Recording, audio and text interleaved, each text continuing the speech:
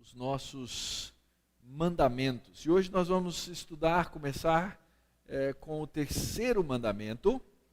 E quem lembra aí, qual que é o terceiro mandamento? Hã? Como, gente?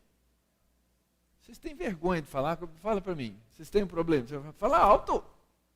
Não tomarás o nome do Senhor teu Deus em vão. Esse é o terceiro mandamento. E certamente você já ouviu falar desse terceiro mandamento com a seguinte ideia. Olha, cuidado quando você fala o nome de Deus. Cuidado quando você pronuncia o nome de Deus. Cuidado se você estiver conversando com uma pessoa e você falar assim, ai meu Deus, porque isso é tomar o nome de Deus em vão. E vai por aí. Esse mandamento, na nossa mente, na nossa cultura, ele está ligado, ele está vinculado ao ato de pronunciar ou de falar o nome de Deus. Ora, na cultura judaica, eles tinham tanto medo de tomar o nome de Deus em vão, que eles eles não pronunciavam. E quando eles escreviam o nome de Deus, eles não colocavam aquilo que depois ficou conhecido como os sinais maçoréticos, a vocalização do texto, porque eles não queriam pronunciar esse nome de Deus. E isso se tornou uma tradição tão forte, tão específica, que na nossa Bíblia, na sua Bíblia aí, quando você abrir, você vai ler o texto lá e aparece Senhor em letras maiúsculas ou em caixa alta, ou a gente chama de versalete.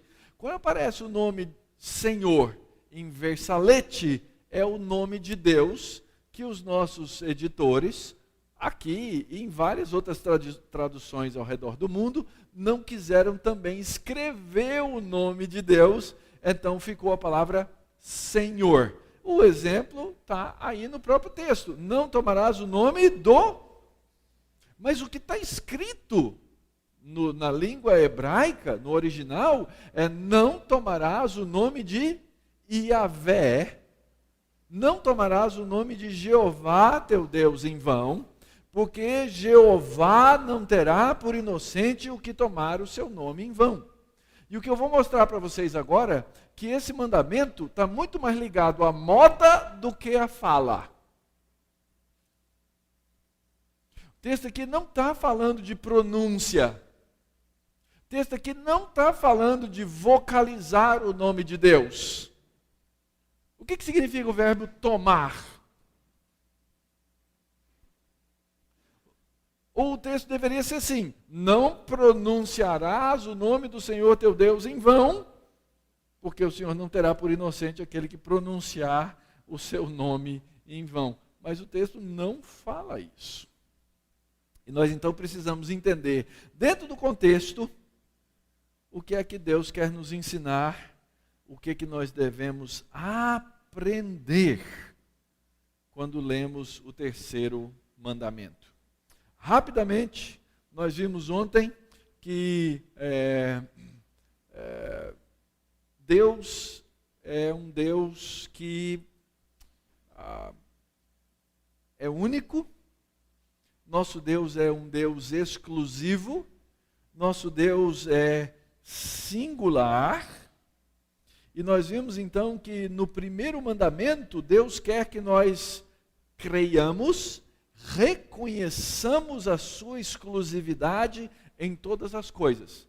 A sua exclusividade para a salvação, a sua exclusividade na eleição, a sua exclusividade para a adoração no culto, a confiança, a invocação, as nossas ações de graças. Todas as coisas na nossa vida precisam ser voltadas para esse Deus poderoso, soberano. Deus quer o nosso coração e o nosso foco relacional voltado para Ele e para as coisas que pertencem ao reino dEle. Então, nós precisamos aprender a respeito dessas coisas e nós devemos praticar, ou seja, colocar na nossa vida em ação essa confiança nesse Deus.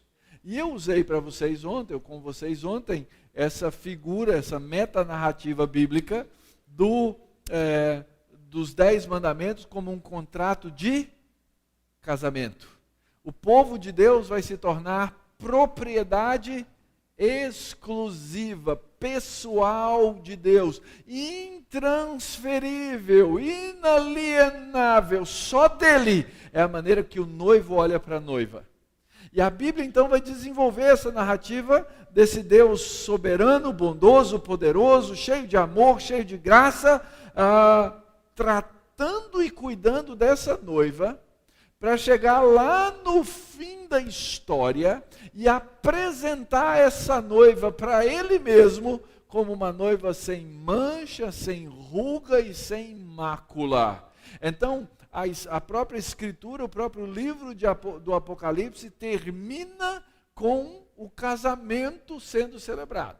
As chamadas bodas do Cordeiro, no livro de Apocalipse, são a conclusão, a consumação dessa proposta e desse contrato de casamento que foi feito, que foi escrito pelo próprio Deus em Êxodo, no capítulo 19.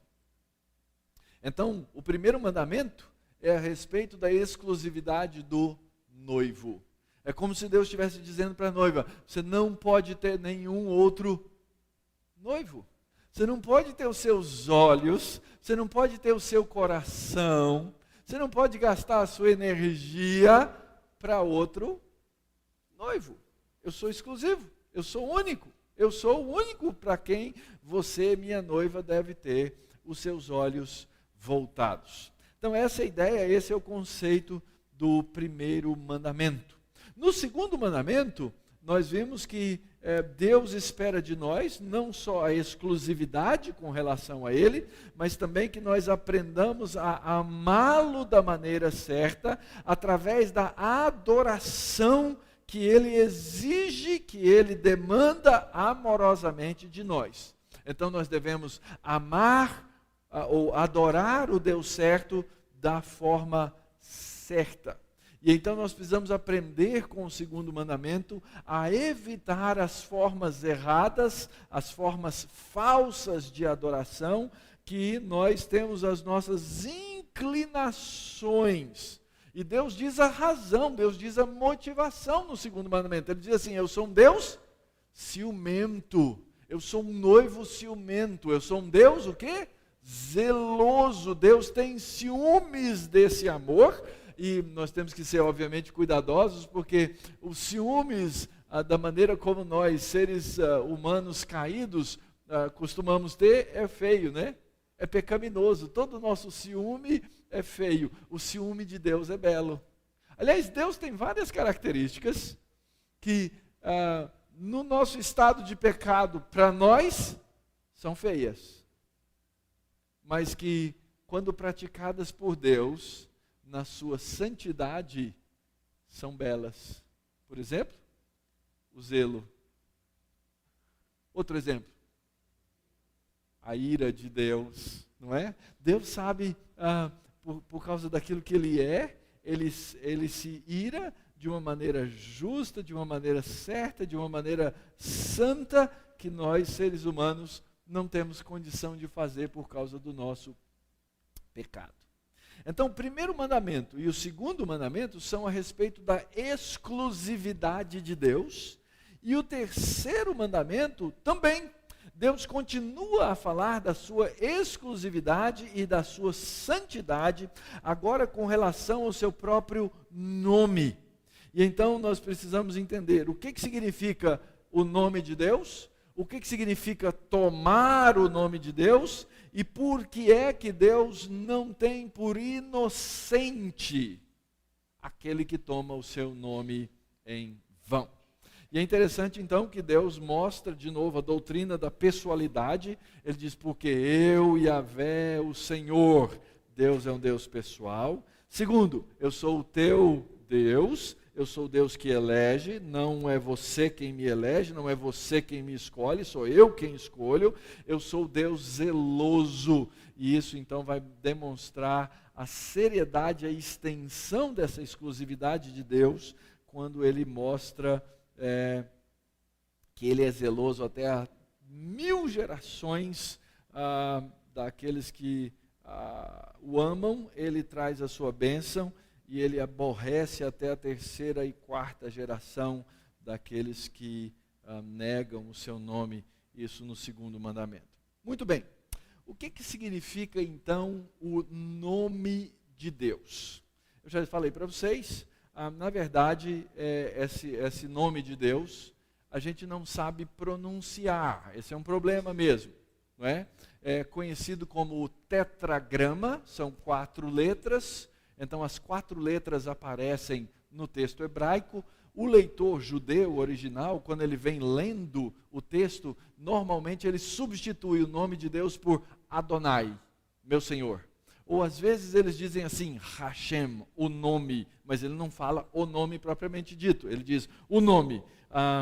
E esse nome, Yahvé ou Javé, transliterado para nós, Jeová, não é? É o nome próprio mais comum de Deus, é o que mais aparece no Antigo Testamento. E esse nome é formado com as mesmas letras do verbo ser, no hebraico, e nós então entendemos, lendo aí no próprio texto de Êxodo, quando Moisés pergunta, mas quem é que está falando comigo? Aquele que aparece na sarça ardente, Deus diz, eu sou. O grande eu sou é esse Deus que fala. E essa ideia, ou esse conceito que está por trás do nome de Deus, aponta para a sua autoexistência, aponta para a sua absoluta independência e transcendência. E os judeus, então, tinham tanta reverência com relação a esse nome que eles tinham medo de pronunciar o nome de Deus, e ao pronunciar o nome de Deus, incorrer em pecado. Esse conceito para nós é estranho, porque a gente usa o substantivo de maneira genérica, Deus, e esse substantivo serve para qualquer Deus. Todo Deus é um substantivo comum, e a gente não usa o nome pessoal de Deus. Ora, a Escritura, o hebraico, ele tem também um nome genérico, comum, que é usado para a divindade em geral, que é o nome Elohim. O nome Elohim, ele é usado para Deus, especificamente, em vários textos do Antigo Testamento, e é usado também como o mesmo nome para outras divindades que aparecem nos povos vizinhos do Antigo Oriente Próximo. Mas o fato é que naquelas culturas, nomes estavam relacionados a determinadas coisas. Às vezes estavam relacionados a lugar onde uma pessoa nasceu, não é?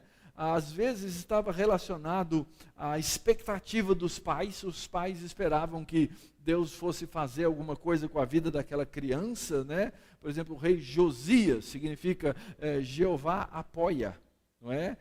Ou o nome Daniel, Deus é meu juiz. Ou, por exemplo, o nome Salomão, ele é pacífico. Ou Emanuel, Deus é conosco. E assim, então, nós vemos que os nomes eles eram relacionados diretamente à pessoa. Mas Deus se dá a conhecer por um nome pessoal. E isso é importante, gente. Por que isso é importante?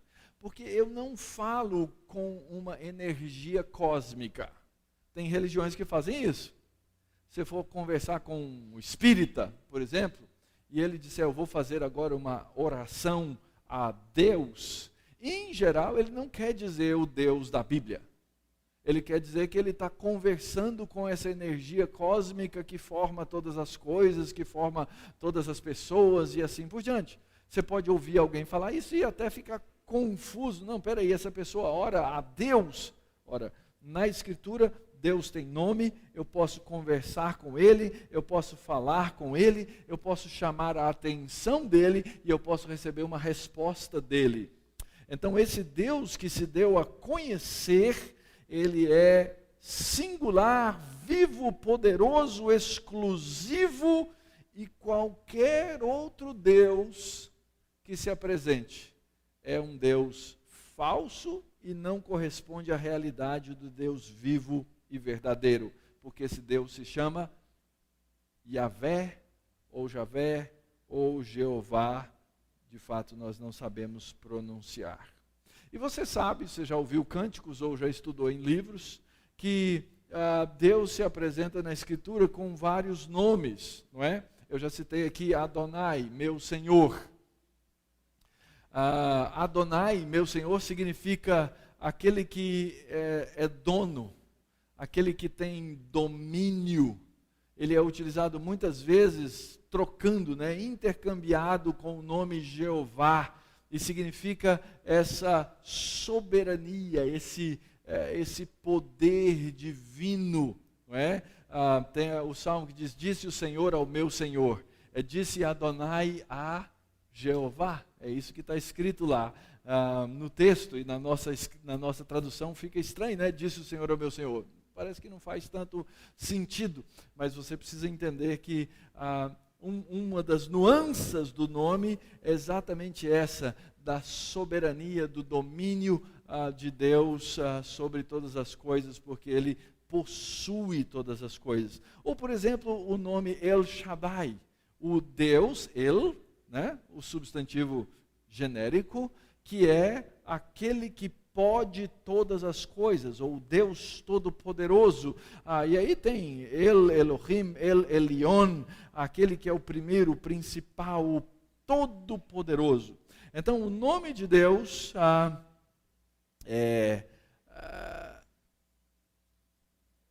ele precisa ser entendido, mas ele não pode ser usado de maneira mística, porque isso era uma das características muito comuns daqueles povos do Antigo Oriente Próximo. Aliás, conhecer o nome de outra pessoa significava, quando alguém falava o seu nome para outra pessoa, significava que ela abria uma porta de intimidade para aquele a quem ela dava a conhecer o nome.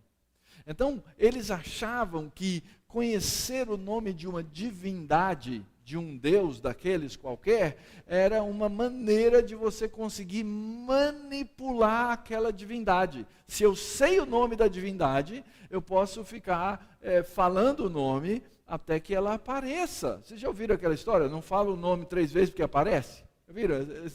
Tem uns caras que a gente não fala o nome 3 vezes porque aparece. Mas a ideia vem do mundo religioso. Se você falar 3 vezes, aparece. Ora, essa ideia é essa ideia mística de que se você repetir o nome da divindade, porque você sabe, porque você tem um acesso de intimidade, ela finalmente vai aparecer aí na sua frente.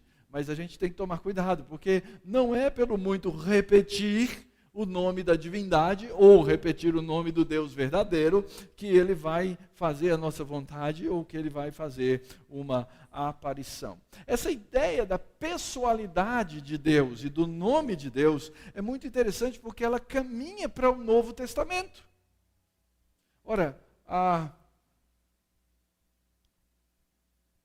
todo joelho se dobrará e toda língua confessará que Jesus é Senhor. Jesus é Senhor. Esse nome é dito na Escritura que ele está acima de todo nome.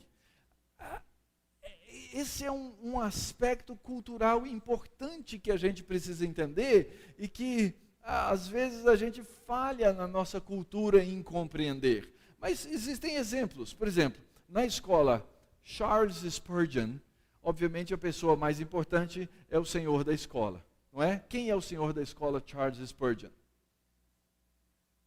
É pegadinha, né? É Clayton? Não. É o Senhor Jesus. tem um nome que alguém por alguma razão achou importante, o nome Charles Spurgeon, e colocou o nome da escola em homenagem a esse iminente e importante pregador batista inglês, ok? Mas quando alguém precisa tomar uma decisão importante dentro da escola Charles Spurgeon, vocês fazem o quê? Vocês recorrem a quem? Agora sim. É o nome que não está acima de todo nome, mas é um nome importante, não é? É o nome do diretor. Ele tem uma posição de autoridade. E se alguém pode tomar alguma resolução final sobre alguma coisa dentro da escola sobre a qual ele tem autoridade, é o diretor da escola, que deve reportar-se a alguém, ou seja, existem cadeias de comando. Ora, a Escritura diz que existe um nome que está acima de todo nome, e que houve um que recebeu o nome que está acima de todo nome. E no Novo Testamento esse é Jesus. Esse nome é místico? Não é místico. O nome Jesus é a tradução de um nome do Antigo Testamento que é Josué. É a tradução grega, é a transliteração do grego. Então, na verdade, em hebraico, Jesus se chamava Josué. Esse era o nome dele. E não tem nada místico nisso. Toda a família devia ter um Josuézinho lá. Toda mãe queria ter um filho chamado, quem sabe, Josué, porque esse nome envolve a raiz do verbo salvar, e significa Jeová salva. Porque a ideia básica era essa mesmo. Deus quis, entre aspas, confundir o nome de Jesus com a salvação e com o Salvador que ele sempre quis trazer para nós. Ora, esse Jesus recebe esse nome porque ele vem como Salvador, e o nome que ele recebe acima de todo nome é o nome Kyrios, Senhor.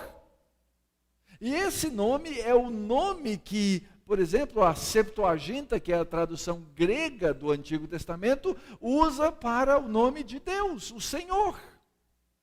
Ele é o Senhor. Então o nome é importante, o nome é fundamental. Jesus é chamado então no Novo Testamento de Kyrios, aquele que tem aquele nome que está acima, porque ele é Senhor. E esse Deus Yahvé do Antigo Testamento então é claramente identificado com o Filho de Deus no Novo Testamento. Não há como negar essa relação direta que o texto da Escritura faz.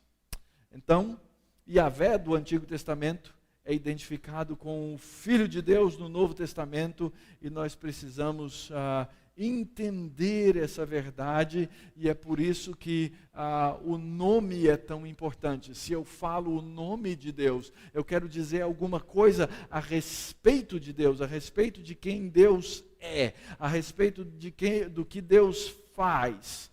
Então, o nome de Yahvé, Senhor, Deus, Jesus, todos apontam para o mesmo significado e indicam a pessoa de Deus. Então, não é o nome propriamente dito em questão, mas o que o nome importa, o que ele significa, é Deus entregando a si mesmo para o seu povo, para a salvação do seu povo, como esse noivo amoroso que veio para resgatar essa noiva. Muito bem, esse Deus que se apresenta por toda a Escritura, ele diz que o nome dele não pode ser tomado em vão. Não pode ser tomado em vão. O que significa tomar, gente? Como é que eu vou descobrir o significado dessa palavra aqui nesse texto? Como é que a gente faz a exegese do texto para descobrir o que significa? Ora, você vai nos textos, ao redor do texto, no seu contexto mais imediato, e você procura descobrir o que aquela palavra implica nos contextos nos quais ela está. Por exemplo, tomar não significa, no caso, beber. Significa outra coisa. Tomar significa basicamente carregar. significa levar. Por exemplo, se você tiver com a sua Bíblia aí, e você devia estar, para estudar os 10 mandamentos, a Bíblia é importante. Êxodo capítulo 28. Êxodo capítulo 28, verso 9. O verso 9 começa dizendo assim: tomarás 2 pedras de ônix. No caso aí, tomar significa o quê? Pegar, mas não é a mesma palavra. Tomarás 2 pedras de ônix e gravarás nelas os nomes dos filhos de Israel. Verso 10. 6 de seus nomes numa pedra e outros 6 na outra pedra, segundo a ordem do seu nascimento. E porás as 2 pedras nas ombreiras da estola sacerdotal, por pedras de memória aos filhos de Israel. E Arão levará os seus nomes sobre ambos os seus ombros, para memória diante do Senhor. Então você vai ter que imaginar aqui a roupa de Arão, o sumo sacerdote. Ele ia ter uma estola, uma beca, não é? E em cima de cada ombro, uma pedra de ônix, uma pedra preta, não é? Ônix é uma pedra negra. E 6 nomes das tribos numa pedra, outros 6 nomes das outras tribos na outra pedra. O texto diz que o sacerdote, então, ele se apresentava diante de Iavé, e ele fazia o quê? Ele levava esses nomes à memória de Jeová. Então, o nome das tribos de Israel era levado e trazido à memória diante de Deus. Mesmo capítulo, verso 15. Farás também o peitoral do juízo de obra esmerada. O que é um peitoral? É uma parte da roupa que fica aqui diante do peito, ok? Será feito chamado o quê? Peitoral do juízo. Era uma obra esmerada, era uma obra que devia ser refinadamente bem feita. Conforme a obra da estola sacerdotal, o farás de ouro e de estofo azul, e púrpura e carmesim, e linho fino retorcido o farás. Quadrado e duplo será de 1 palmo a sua largura, e colocará neles engaste de pedras com 4 ordens de pedras. E aí ele vai citar cada pedra, e no final das contas isso vai ter 12 pedras. Em cima de cada uma dessas pedras, verso 21, olha aí no seu texto. As pedras serão conforme os nomes dos filhos de Israel, 12 segundo os seus nomes. Serão esculpidas com sinetes, cada uma com o seu nome, para as 12 tribos de Israel. Então olha aqui para mim. O sacerdote tinha uma pedra em cada ombro, com 6 nomes em cada uma, e ele carregava um peitoral. Nesse peitoral havia engastes de pedras, eram 12 pedras. Em cada uma dessas pedras, diferentes umas das outras, ele carregava o nome de cada uma das tribos de Israel. Ora, o sacerdote só usava essa roupa quando ele ia se apresentar pessoalmente, representando as 12 tribos de Israel diante de quem? Diante de Jeová. Então ele carregava, ele tomava, essa expressão, o nome de Israel, e ao tomar o nome de Israel, ele levava o nome de cada uma das tribos diante de Deus. Ele representava, essa é a função de um sacerdote. Ora, esse sacerdote não só levava ou tomava os filhos de Israel, ok? Verso 29, dá uma olhadinha aí. Assim Arão levará os nomes dos filhos de Israel no peitoral do juízo sobre o seu coração, quando entrar no santuário, para memória diante do Senhor continuamente. Só que o sacerdote não tinha só o peitoral e só as pedrinhas. Ele usava um chapéu também chamado de mitra. E essa mitra, verso 36, tinha algo bem interessante nela. Farás também uma lâmina de ouro puro, e nela gravarás a maneira de gravuras de sanetes. Kadosh le Yahvé, santidade ao Senhor. Atalaás, verso 37, como um cordão de estofo azul, de maneira que esteja na mitra, bem na frente da mitra estará, e estará sobre a testa de Arão, para que Arão leve a iniquidade concernente às coisas santas que os filhos de Israel consagrarem em todas as ofertas de suas coisas santas. Sempre estará sobre a testa de Arão, para que eles sejam aceitos perante o Senhor. Então, vamos somar. Por isso que eu falei lá no começo. Tem muito menos a ver com discurso e muito mais a ver com moda. Porque tem a ver com a roupa do sacerdote. Ele levava as tribos de Israel diante do Senhor para a memória do Senhor. Ele levava a plaquinha de ouro na mitra, dizendo santidade ao Senhor. Para quê? Para que o texto diz? Para que ele pudesse santificar a iniquidade. Ele levava a iniquidade do povo. Eles não sabiam ser santos diante do Senhor. E ele levava então sobre a testa as iniquidades. E isso significa que o sacerdote tomava o nome de Israel e levava o nome de Israel perante Deus. Ora, o que é que o sacerdote depois fazia?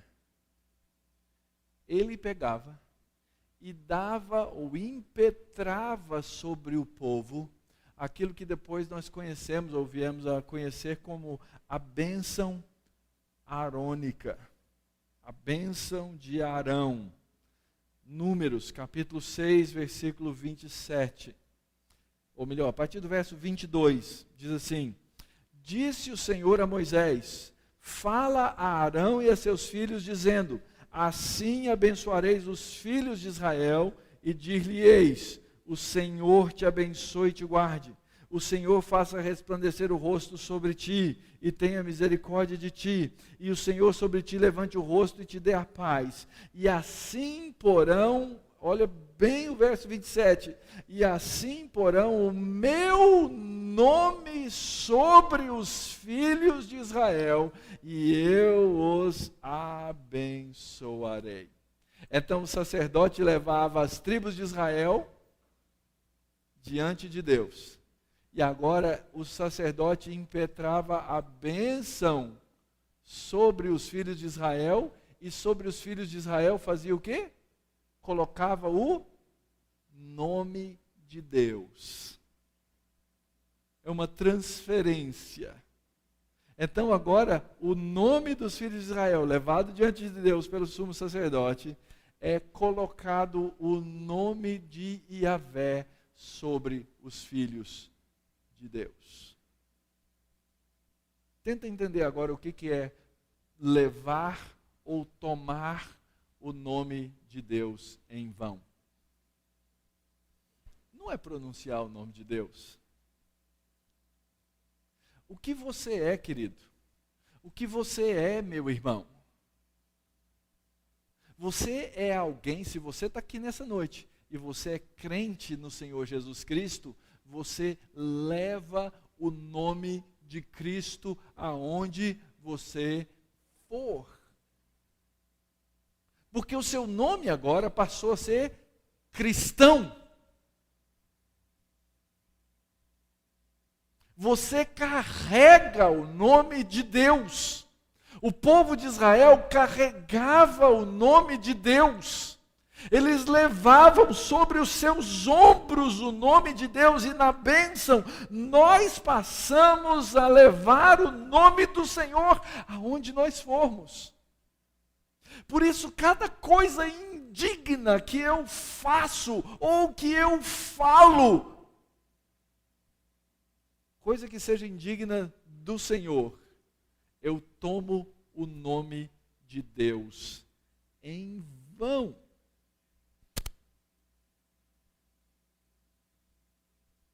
Deus não nos proíbe de tomar o seu nome.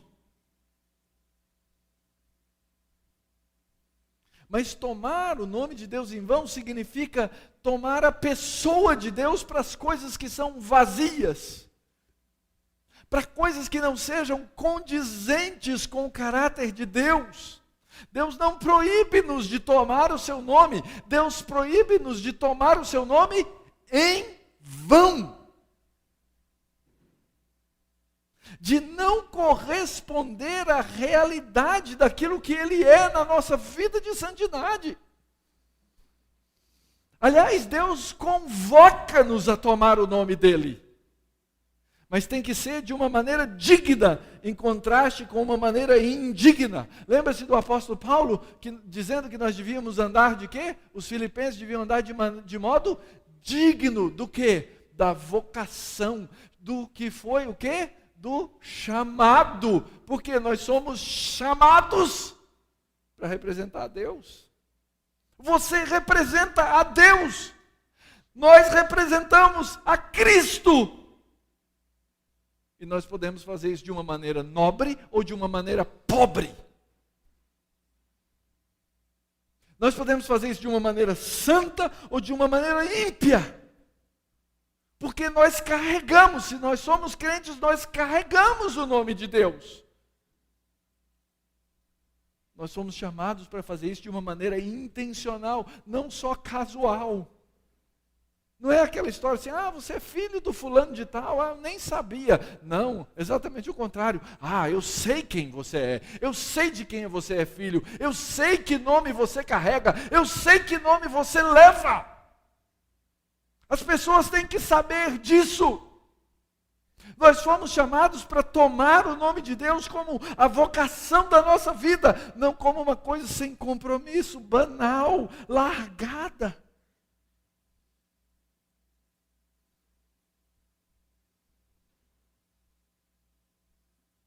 Isso é sério. Isso é muito sério.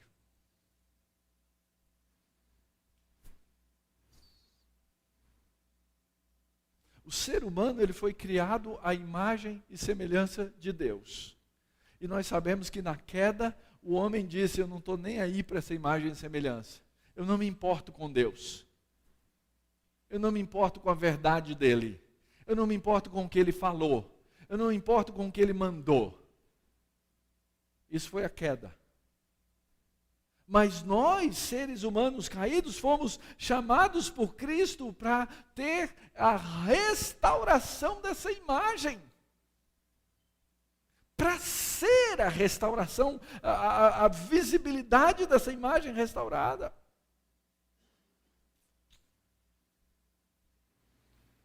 Nós temos um chamado. E aqui uma exortação muito séria, queridos.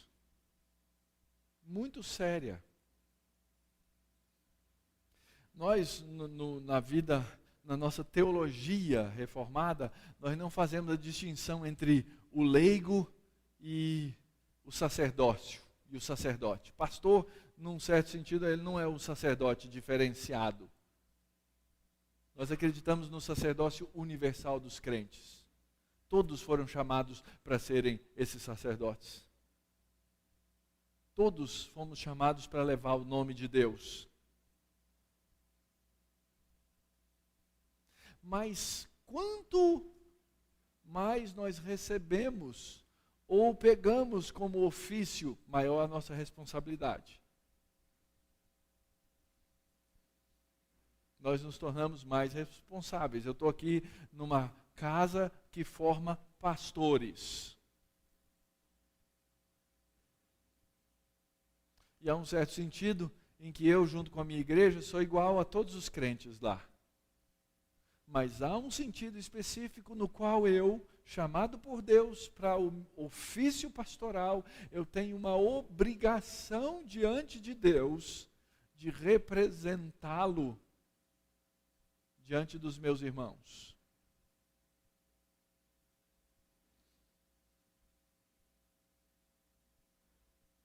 Isso é sério. Você que quer ensinar, lembra de Tiago capítulo 3? Não queiram muitos de vós vos tornar mestres. Por quê? Sabendo que sobre vós haverá maior juízo. Tiago, capítulo 3, versículo 1, devia ser o versículo lema de todo professor no seminário e na igreja. Com ênfase na segunda parte, sabendo que sobre vós haverá maior juízo. Cuidado com o que você ensina.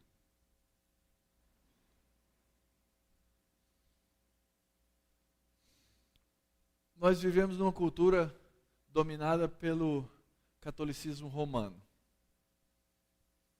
Eu vou fazer uma pergunta aqui para vocês. Vamos lá. Afinal de contas, a gente pode jurar ou não pode jurar?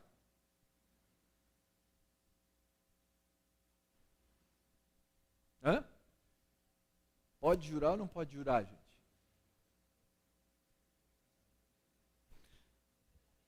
Hã?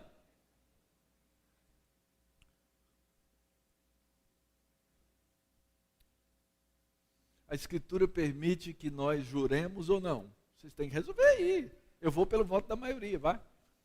Hã? Vamos lá. Vocês não chegam à conclusão? A Escritura só permite um tipo de juramento. E o único tipo de juramento que a Escritura permite é o juramento em nome de Deus. E a nossa cultura ensina exatamente o contrário, não é? Ó, você pode jurar, mas não jura em nome de Deus não, porque aí o negócio fica feio, sei lá. Gente, está escrito, Deuteronômio capítulo 6, versículo 13. O Senhor Jeová, teu Deus, a Ele temerás, a Ele servirás, e pelo seu nome?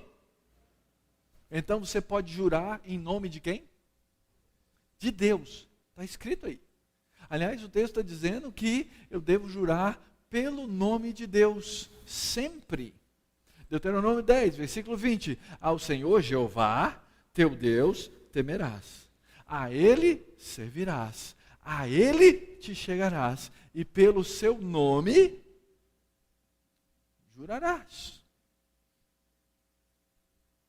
Está muito claro no texto.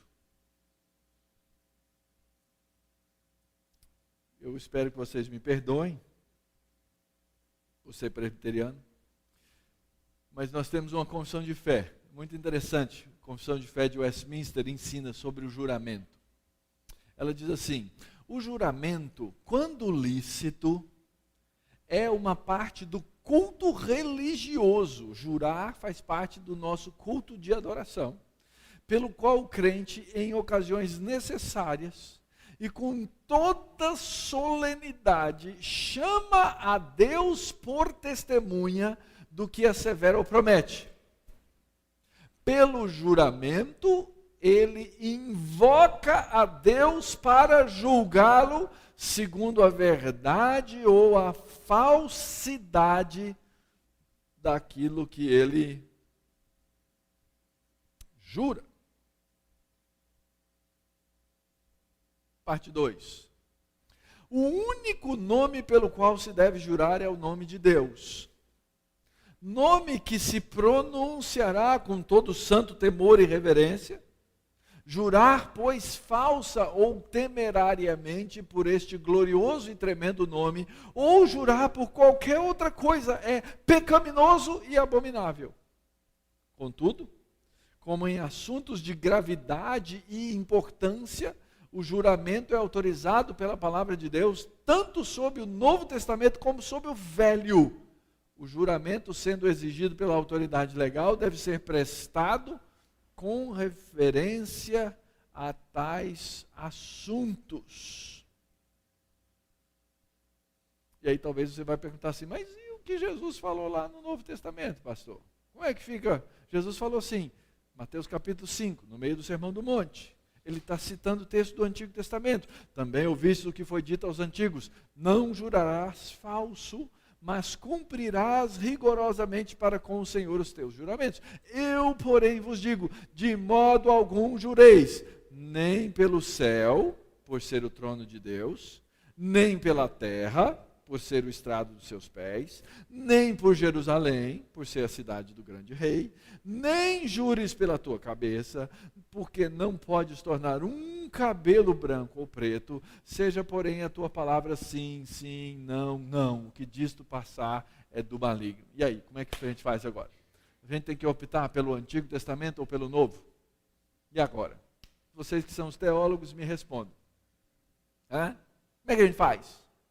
Lá no livro de Deuteronômio diz, pelo nome de Deus, jurarás. Mas, querido, você precisa fazer a exegese do texto, de todo o texto da Bíblia.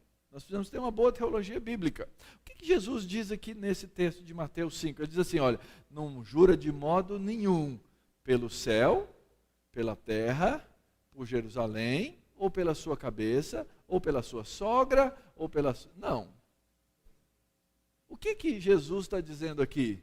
Que aquilo que os judeus começaram a fazer era exatamente não jurar pelo nome de Deus. Eles juravam pelo céu. Eu juro pelo céu. Juro pela minha mãezinha.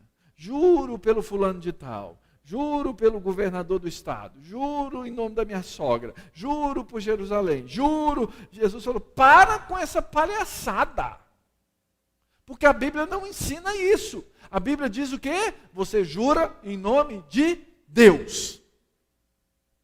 Por isso é que a sua palavra tem que ser sim, sim e não, não. Porque se você jurar em nome de Deus, e a sua palavra não for séria, verdadeira, for falsidade, você vai receber o quê? Você vai receber o juízo de Deus.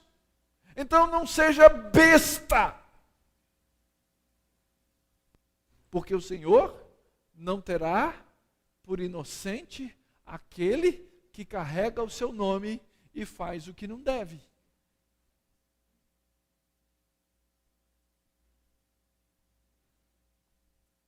Assim, tomar o nome de Deus fica claramente demonstrado. Usar do nome, usar da crença, usar da fé, usar das palavras, usar da própria Escritura, para qualquer propósito contrário à vontade revelada de Deus, significa tomar o nome de Deus em vão.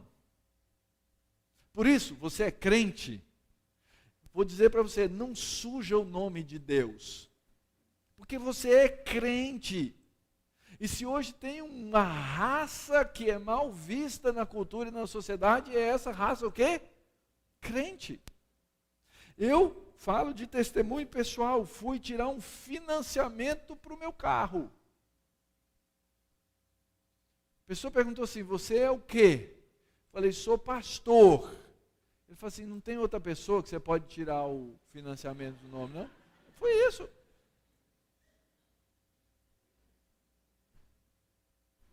Porque ser pastor passou a ser sinônimo de quê?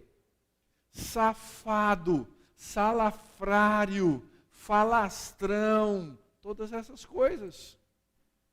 E por que isso se tornou notório? Porque nossos pastores são homens santos e são perseguidos por isso. Mentira! Porque são safados, salafrários, dão cheque sem fundo, envergonham o nome de Cristo por causa de igreja, por causa de X. É uma vergonha. É uma vergonha. Por isso, querido, se você está com o nome sujo, você usa o nome de Deus, e você tem o nome de Deus, você envergonha o nome dele. A gente não faz assim com os nossos filhos? Eu me lembro quando os meus filhos eram pequenos. Eu tinha um discurso padrão. Pedia para ir dormir na casa do colega, para sair para tal lugar. Filho, você é a pessoa séria desse grupo, você é o crente. Você tem que ser exemplo para os outros, e não o contrário. E muitas vezes a gente faz isso como pais, porque a gente tem vergonha de que os nossos filhos levem o nosso nome lá fora à lama, né? Uma vez minha filha estava de castigo e ela tinha aprontado alguma coisa feia. não lembro exatamente o que era. Nós temos na família, né, aquelas coisas que a gente lembra sempre. E ela estava de castigo, chegou no fim do ano, tinha o recital de piano na igreja, ela foi tocar no recital de piano lá e tal. E aí nós saímos várias famílias com as meninas da idade dela para uma pizzaria, comemos e lá para as tantas se formou a gangue, né? E elas resolveram que iam dormir na casa de uma delas. E aí perguntaram para minha filha, você vai? Estou de castigo. Aí veio aquele grupinho lá no meu lugar da mesa, logicamente, pastor, aquelas vozinhas angelicais, né, de 9, 10 anos de idade, assim, aquela coisa, deixa. E eu dei a resposta errada, eu falei assim, vou pensar. Quando o pai fala vou pensar, é porque já foi, né? Já foi, eu vou pensar. Eu não devia ter falado não, mas eu falei, vou pensar, pronto, estragou todo o negócio. E aí, então, foi chegando a hora do fim e tal, e eu chamei minha filha no canto, falei, filha, papai vai deixar você ir. Mas você precisa lembrar. E comecei o discurso que ela já tinha ouvido 300 vezes. Ela vira para mim e fala assim, pai, fica frio. Quando eu estou fora de casa, eu sou educada. Porque ela carrega meu nome.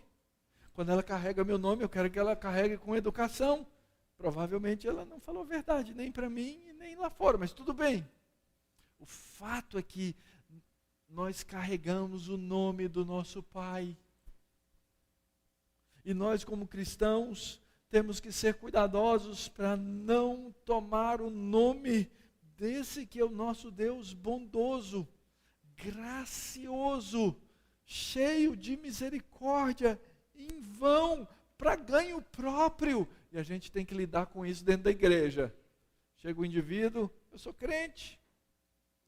Na confiança, então, você me empresta um dinheiro. Na confiança, você faz tal coisa. E nós fazemos essas coisas porque o outro é crente. E assim o nome de Deus é tomado em vão para o nosso proveito próprio. Assim, queridos, que o nome de Deus seja, primeiro, objeto da nossa crença clara e objetiva da maneira como a Escritura nos ensina. Nós não podemos pensar em Deus e no nome de Deus de maneira pervertida, de maneira distorcida. Ele é o Senhor, Ele é o Santo, e eu preciso acreditar em Deus na maneira como Ele se revela, não de maneira diferente. Segundo, que o nome de Deus seja santificado por nossas palavras, seja santificado por nossas atitudes, como ensinado na oração do Senhor em Mateus capítulo 3, santificado seja o teu nome, que eu possa agir de tal maneira, que eu possa falar de tal maneira, que o nome do Senhor que eu carrego seja mostrado na sua santidade para as outras pessoas. Que o nome dele seja invocado em oração, de maneira bíblica, de maneira correta, de maneira verdadeira. Que o nome dele seja proclamado de maneira objetiva, de maneira bíblica, através da nossa evangelização, através da nossa pregação, através do nosso testemunho, que a nossa vida que carrega o nome de Deus, proclame o nome de Deus. Que o nome de Deus seja digno de sofrermos por ele. Ah, pastor, não dá para tirar essa parte não? Afinal de contas, essa é a parte que a gente não gosta. Sofrer por alguma coisa. Ao contrário, que o nome de Deus não seja alvo de blasfêmia, não seja utilizado por nós para amaldiçoar as outras pessoas. Eu queria ter mais tempo aqui para lembrar com vocês a história de Abraão. Lembram de Abraão? Ele foi chamado para quê? Para ser bênção. Todo mundo diante de quem Abraão pecou, ele amaldiçoou. Lembram disso? Faraó, Abimeleque, Agar. Se você foi chamado para ser bênção, e você age ao contrário, você amaldiçoa, porque você carrega o nome de Deus. Que o nome de Deus não seja utilizado em linguagem suja, desagradável. Que ele não seja utilizado em declarações inconsequentes. E isso é o que a gente vê, eu já testemunhei isso. Uma mulher doente morrendo com câncer. Chegou lá o pastor e declarou ela curada. E o mesmo bicho, na mesma cara de pau, no outro dia fez o funeral da mulher. Isso é ser sem vergonha, isso é ser inconsequente, isso é usar o nome de Deus em vão. Que o nome de Deus não seja utilizado em adoração que não procede do coração. Era o problema do povo de Israel. Lembra lá? Esse povo me louva com os lábios, mas o coração está longe. Que o nome de Deus não seja professado de uma maneira incoerente, com as pessoas vivendo de uma forma de vida que não honre o nome de Deus. E que o nome de Deus não seja utilizado de forma supersticiosa e mística, diferente da forma verdadeira e objetiva que é apresentado na palavra de Deus. Sabe por quê? Porque o Senhor não terá por inocente aquele que tomar o seu nome em vão. Então não negue o poder de Deus, não negue El Shaddai, não negue aquele que é o Deus da providência, não negue aquele que é o Deus que cuida, não negue aquele que é o Deus da nossa luta, porque isso tem consequências, porque Ele não terá por inocente. E o nome de Deus é Jesus, é o nome sobre o qual todo joelho vai se dobrar, toda língua vai confessar que Ele é o Senhor, para a glória de Deus Pai. Amém.